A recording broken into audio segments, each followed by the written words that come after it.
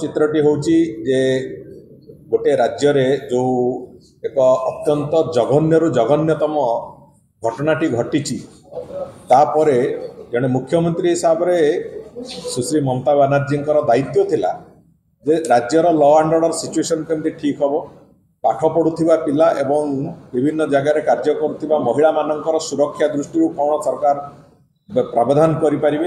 ये कथा को न करिकी जो बयानबाजी से चलती जोटा चिराचरित अभ्यास अन्य को दोष दबा अन्य को आक्षेप करने जो अभ्यास से अभ्यास रु से निजक विरत कर आवश्यकता अच्छे और से दृष्टिकोण आमर परामर्श जे एभली डेरोगेटरी स्टेटमेंट डेमोक्रेटिक प्रोसेस रे हुए नहीं एवं से निजक से विरत रखिए एवं ओडिशा को से जो कथा कहते जो कथा ओडिशा कंटेक्स्ट रे भी आसी ओडिशा गोटे शांतिप्रिय राज्य एवं विशेष करके आम सरकार रे श्री मोहन माझी नेतृत्वाधीन ये सरकार रे आमर पूरा प्रचेष्टा अच्छी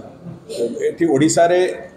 आईन श्रृंखला परिस्थिति ओडिशा रे महिला मानकर सुरक्षा दृष्टिकोण को पूरापूरी भाव में अग्राधिकार दवा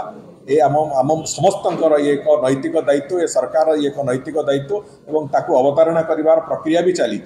किंतु से समय रे एठी बेंगल रे निया जलुची ओडिशा रे निया जलिबो बोली जो अबांतर मंतव्य देइचंती ये अत्यंत दुर्भाग्यजनक एवं ता से कथा को मु